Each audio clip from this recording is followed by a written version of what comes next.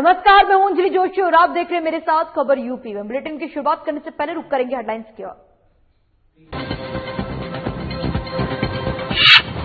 कोविड-19 महामारी के बीच 16वां प्रवासी भारतीय दिवस सम्मेलन का आयोजन, डिजिटल माध्यम से किया गया सम्मेलन का आयोजन।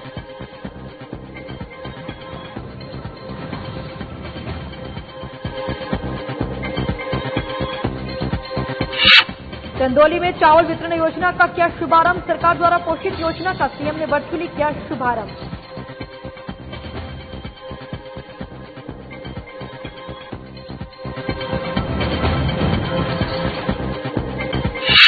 सीएम योगी आदित्यनाथ का सख्त निर्देश, माघ मेले में बर्ड फ्लू को लेकर बरते सावधानी। सीएम योगी ने कहा, प्रयागराज मेले में श्रद्धालु पक्षियों को दाना न खिलाए।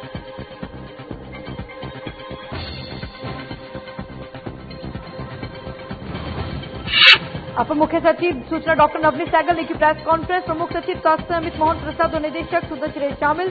प्रेस कॉन्फ्रेंस में कोविड-19 के घटते मामलों की दी जानकारी।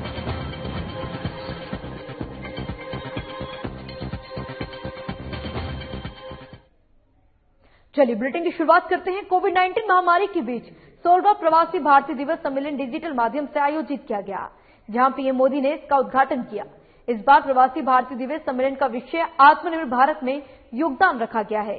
साथ ही दुनिया भर में भारतीय समुदाय के लोगों को भावना को ध्यान में रखते हुए कोविड-19 महामारी के बीच डिजिटल माध्यम से 16वां प्रवासी भारतीय दिवस सम्मेलन का आयोजन किया गया। मां भारती से जुड़ा है, एक दूसरे के प्रति अपनत्व से जुड़ा है। फ्रेंड्स, दुनिया भर में मां भारती का गौरव बढ़ाने वाले आप सभी साथियों को हर साल प्रवासी भारतीय सम्मान देने की परंपरा है। भारत रत्न स्वर्गीय अटल बिहारी वाजपेयी जी के मार्गदर्शन में जो यात्रा शुरू हुई, उसमें अभी तक 60 अलग अलग देशों में रहे करीब 240 महानुभावों को ये सम्मान दिया जा चुका है। इस बार भी इसकी घोषणा की जाएगी। इसी तरह दुनिया भर से हजारों साथियों ने भारत को जानिए क्विज कंपटीशन में हिस्सा लिया है। ये संख्या बताती है कि जड़ से दूर भले हो जाएं, लेकिन नई पीढ़ी का जुड़ाव उतना ही बढ़ रहा है। वहीं बीजेपी के राष्ट्रीय अध्यक्ष जेपी नड्डा ने पश्चिम बंगाल दौरे पर पहुंचे, जहां जेपी नड्डा ने विधानसभा चुनाव 2021 के लिए अपनी पूरी ताकत झोंकते हुए नजर आए। इसके साथ ही पश्चिम बंगाल में बीजेपी के राष्ट्रीय अध्यक्ष जेपी नड्डा ने एक मुट्ठी चावल कार्यक्रम की शुरुआत की, जहां एक मुट्ठी चावल कार्यक्रम के तहत बीजेपी ने कार्यकर्ता पश्चिम बंगाल के अलग अलग इलाकों में जाकर किसानों से एक मुट्ठी चावल मांगेंगे और बाद में इसके कृषि भोज का आयोजन करेंगे।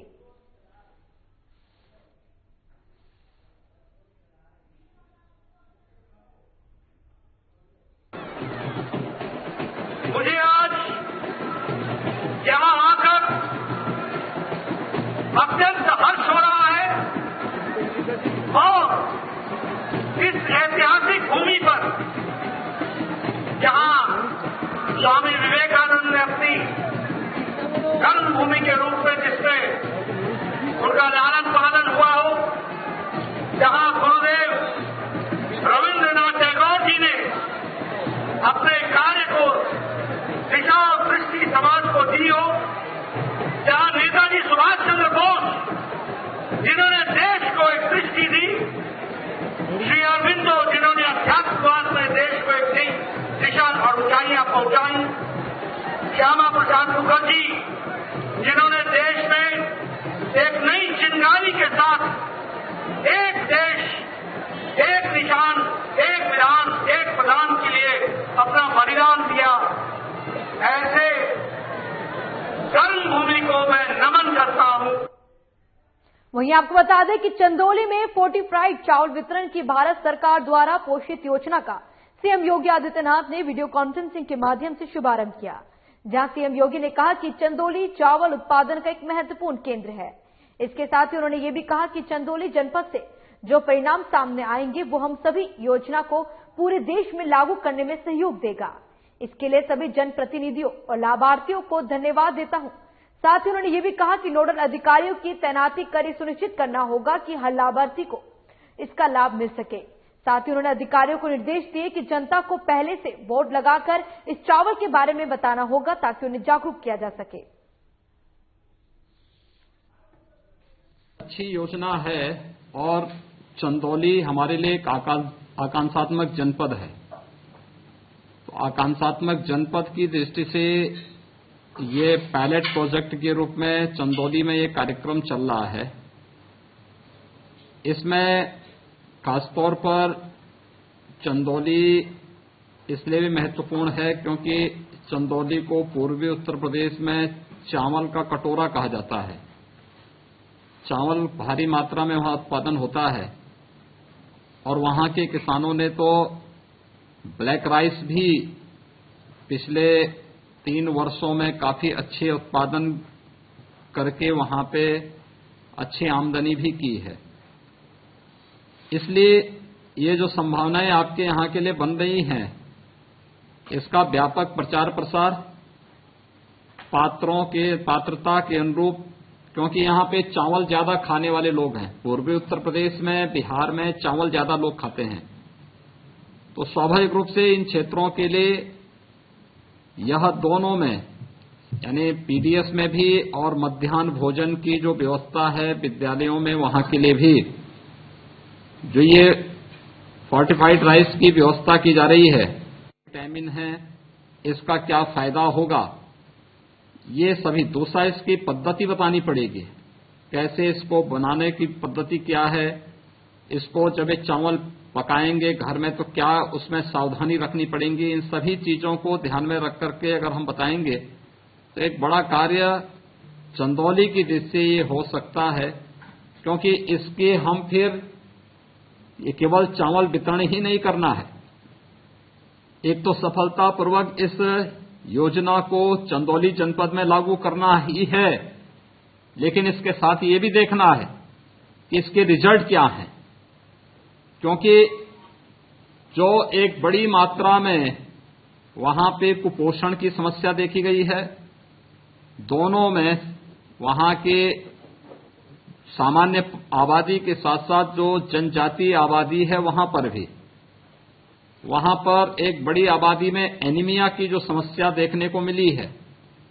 इन चीजों को भी इसके साथ हमें जोड़ना पड़ेगा और इसलिए हम लोग इस बात को देखेंगे कि एक बहुत बड़े कार्यक्रम की शुरुआत है। ये कुपोषण की समस्या को दूर करने के लिए आवश्यक पोषक तत्वों की कमी को पूरा किया जा सके, इस दृष्टि से भारत सरकार के इस पायलट प्रोजेक्ट के रूप में चंदौली जनपद के चयन के लिए मैं आप सबको हृदय से बधाई देता हूं। और मैं चाहूंगा कि जो इवेंट आज हम यहां पे, एक तो केवल वीडियो कॉन्फ्रेंसिंग से हम लोग इस चीज को शुरू कर रहे हैं, लेकिन वहां के सांसद, वहां के विधायक, इन सभी लोगों को साथ में लेकर के एक बड़ा कार्यक्रम अलग अलग केंद्रों की तरह से बनाए जाए। कहीं सांसद जी उसको शुरू कर लेंगे, कहीं विधायकगण शुरू कर लेंगे, कहीं पे अन्य गणमान्य लोग उसको करेंगे। अलग अलग केंद्रों में नोडल अधिकारी तैनात करके, कोटे की दुकानों में भी नोडल अधिकारी तैनात करते, क्योंकि ये चावल बहुत जगह अभी ऐसा भी हो सकता है कि इस राइस को दूसरे मार्केट में बेचने का प्रयास हो और सामान्य चावल वहां पे लाने का प्रयास हो। हमें इस चीज को देखना पड़ेगा, नोडल अधिकारी तैनात करके यह सुनिश्चित करना हर महीने वहां पर हर एक पात्र लाभार्थी को इसका लाभ मिल सके। दूसरा, जब हम कोई अच्छी स्कीम चलाते हैं तो उसके बारे में अफवाह, बहुत सारी चीजें उड़ती हैं। अफवाह इस बारे में होती हैं कि हम इस राइस को जब पकाएंगे तो पकाने में इसका कलर कैसा होता है इसको देखेंगे, क्योंकि बहुत बार कलर के बारे में भी तमाम प्रकार की गलतफहमियां पैदा करने का प्रयास होगा।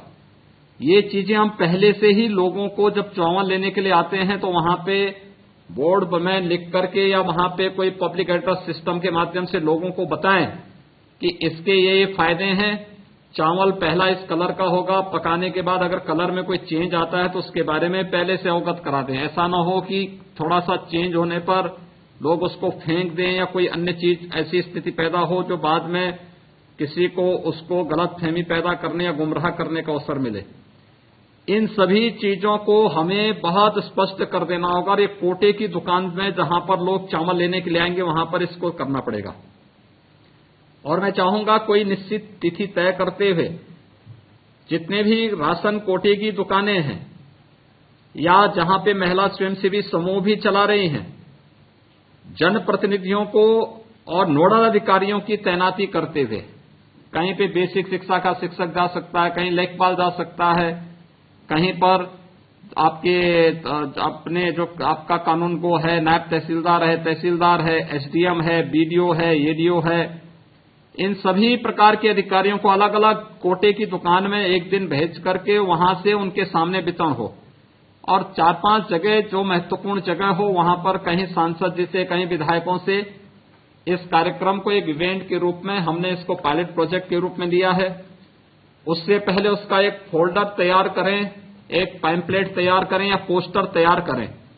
पोस्टर तैयार करके इसके बारे में लिखा जाए कि ये राशन के रूप में जो ये फोर्टिफाइड राइस दिया जा रहा है इसके क्या क्या इसके फायदे हैं।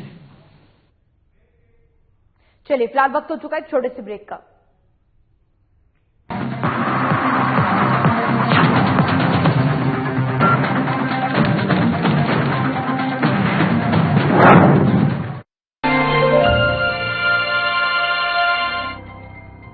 उत्तर प्रदेश में सशक्त, सुरक्षित और आत्मनिर्भर हो रही हैं महिलाएं, क्योंकि उनके लिए रसोई गैस से लेकर उनके रोजगार तक की महिला हित की योजनाओं पर उत्तर प्रदेश सरकार सुनियोजित तरीके से कार्य कर रही है। महिलाओं से जुड़ी हुई सुरक्षा और महिलाओं के कल्याण के लिए, उनके सशक्तिकरण के लिए जो योजनाएं प्रारंभ की गई हैं, उन योजनाओं का लाभ उन लोगों तक पहुंचाने में प्रदेश एक ठोस कार्य योजना को आगे बढ़ाने में सफल होगा। एक तरफ महिला सुरक्षा को सर्वोपरि रखते हुए सरकार ने हेल्प डेस्क के साथ साथ anti Romeo squad, pink police booth और पिंक पेट्रोलिंग यूनिट्स की व्यवस्था की है। जैसे कोई लड़की है वो परेशान है या जल्द से जल्द हमें सूचना मिलती है तो हम अपनी ये पिंक पेट्रोल है उसे उठाते हैं और वहां पहुंचने की कोशिश करते हैं।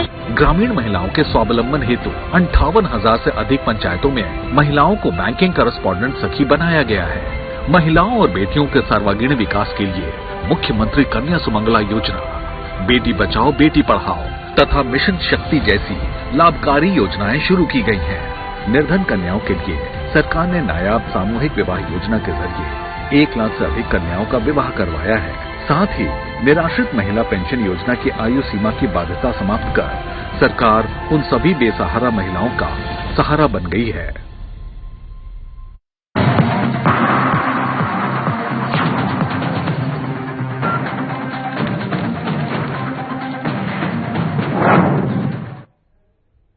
वहीं ब्रेक के बाद एक बार फिर से आप सभी का स्वागत है। वहीं बात करेंगे अगली खबर की। अपर मुख्य सचिव सूचना डॉक्टर नवनीत सहगल ने प्रेस कॉन्फ्रेंस की। इस दौरान प्रमुख सचिव स्वास्थ्य अमित मोहन प्रसाद और निदेशक सूचना शिशिर भी शामिल रहे। आपको बता दें, प्रेस कॉन्फ्रेंस में कोविड-19 के लगातार घटते मामलों की जानकारी दी गई। आइए नजर डालते हैं। निर्देशन और प्रतिदिन उनकी समीक्षा के दौरान जो बनाई गई रणनीति है उसका परिणाम है कि प्रदेश में संक्रमण घट रहा है। 24 करोड़ की जनसंख्या में से लगभग 17 करोड़ 66 लाख लोगों तक उत्तर प्रदेश सरकार का स्वास्थ्य विभाग पहुंचा है। हम स्वास्थ्य विभाग की विभिन्न टीमें पहुंची हैं तथा सबसे व्यक्तिगत रूप से उनके संक्रमण का हालचाल लिया है। कॉन्टैक्ट ट्रेसिंग में विश्व स्वास्थ्य संगठन ने उत्तर प्रदेश के मॉडल की तारीफ की है और प्रतिदिन टीम 11 के माध्यम से विभिन्न विभागों में समन्वय स्थापित कर विभिन्न व्यवस्थाओं, विभिन्न सुविधाओं को अपग्रेड कर एक वॉर फुटिंग पे एक निश्चित समय के अंदर कोरोना से लड़ाई की रणनीति के लिए जो भी अवस्थापना सुविधाएं थी, जो भी कदम थे, वो समय से उठाए गए हैं और इन कदमों के कारण ही उत्तर प्रदेश के कोरोना के संक्रमण से लड़ाई के मॉडल को सभी जगह सराहा गया है। यही एक तथ्य के लगभग 2.5 करोड़ से अधिक टेस्ट हुए हैं और उनमें 42% आरटीपीसीआर के टेस्ट हैं और 15 करोड़ 15 लाख से अधिक लोगों का हालचाल जाना गया है। कुल मिलाकर इस प्रकार 17 करोड़ 66 लाख लोगों तक स्वास्थ्य विभाग पहुंचा है। ये बहुत बड़ी उपलब्धि है और इतना बड़ा अभियान देश में दुनिया में कहीं भी नहीं चला है कि जहां पर इतने लोगों के साथ स्वास्थ्य विभाग ने संपर्क करके व्यक्तिगत रूप से उनसे पूछा है कि उन्हें कोई संक्रमण के लक्षण तो नहीं है। इसी का परिणाम है कि प्रदेश में कोरोना का संक्रमण कम हो रहा है। कोरोना का संक्रमण कम होने से कंटेनमेंट जोन कम हो रहे हैं, हॉटस्पॉट्स कम हो रहे हैं और संक्रमण कम होने से प्रदेश में सामान्य गतिविधियां तेजी से सामान्य हुई हैं। औद्योगिक गतिविधियां बहुत तेजी से सामान्य हो गई हैं। लगभग 8,18,000 इकाइयां चल रही हैं, जिनमें 52 लाख से अधिक श्रमिक कार्यरत हैं। प्रदेश में उत्तर प्रदेश सरकार द्वारा रोजगार, युवाओं को अधिक से अधिक रोजगार उपलब्ध कराने के लिए मिशन रोजगार चलाया जा रहा है, जिसके अंतर्गत सरकारी नौकरियों में पारदर्शिता से भर्ती की प्रक्रिया तेजी से की जा रही है और इसके साथ साथ स्वरोजगार से, कौशल प्रशिक्षण से, इन तीनों माध्यमों से ये प्रयास किया जा रहा है कि अधिक से अधिक युवाओं को रोजगार में लगाया जाए, उन्हें रोजगार के अवसर उपलब्ध कराए जाएं। माननीय मुख्यमंत्री जी ने सभी विभागों, निगमों, परिषदों, आयोगों को निर्देशित किया है तथा इसकी समीक्षा भी हो रही है कि जहां जहां पर भी जिस विभाग में या स्वच्छाई संगठन, निगम, पार्षद, आयोग में भर्तियों की आवश्यकता है, जहां रिक्तियां हैं, तत्काल भर्तियां की जाए और ये 4 साल पूरा होते होते 4 लाख सरकारी नौकरियों का जो एक लक्ष्य है वो पूरा हो रहा है और इसे आगे उसी तेजी के साथ जारी रखा जाएगा। विभिन्न विभागों द्वारा अपने अपने स्तर से ये सब प्रक्रियाएं की जा रही हैं और जिसकी नियंत्रण समीक्षा चल रही है। मिशन रोजगार के अंतर्गत सरकारी नौकरियों के अलावा स्वरोजगार के माध्यम से और अन्य गतिविधियों के माध्यम से भी रोजगार पैदा करने की प्रक्रिया में तेजी लाई गई है। बैंकों से समन्वय करके प्रदेश में अधिक से अधिक एमएसएमईज को वित्त पोषण कराया जा रहा है ताकि ये अधिक से अधिक संख्या में ये स्थापित हों। अभी तक कोरोना कालखंड के पश्चात जो लॉकडाउन के पश्चात 14 मई से अब तक लगभग 6,97,000 नई एमएसएमई इकाइयों को बैंकों द्वारा लगभग 21,682 करोड़ रुपए के ऋण वितरण हुए हैं। इसके साथ साथ आत्मनिर्भर पैकेज में लगभग 4,37,000 इकाइयों को 11,100 करोड़ रुपए के ऋण वितरित किए गए हैं। इस प्रकार कुल मिलाकर लगभग 11,35,000 इकाइयों को बैंकों द्वारा लगभग 32,000 से अधिक 32,700 करोड़ रुपए के ऋण वितरण हुए हैं। ये केवल इन्हीं एमएसएमई के माध्यम से ही प्रदेश में 27 लाख से अधिक रोजगार के अवसर पैदा हुए हैं। सरकार मिशन रोजगार का समीक्षा कर रही है तथा प्रत्येक जनपद में एक रोजगार प्लान बनाने का निर्देश किया गया है और ये भी माननीय मुख्यमंत्री जी ने अपने सभी तकनीकी विश्वविद्यालयों, तकनीकी संस्थाओं को ये निर्देश दिया है कि वह उद्योगों में किस प्रकार के ट्रेड की, किस प्रकार के क्वालिफिकेशंस की आवश्यकता होती है, उसी प्रकार से अपने यहाँ कोर्सेज को बनाएं, जो कोर्स वो करते हैं, ताकि अधिक से अधिक लोगों को रोजगार मिलने में आसानी हो और वो रोजगार उन्हें स्थानीय स्तर पर ही मिले, स्थानीय एमएसएमई इकाइयों में मिले, स्थानीय उद्योगों में उनको रोजगार मिले। बहुत तेजी से इस ओर कार्य हो रहा है। चलिए फिलहाल बुलेटिन बस इतना ही, पर चलने से पहले रुक करेंगे प्रयागराज में गंगा आरती की ओर।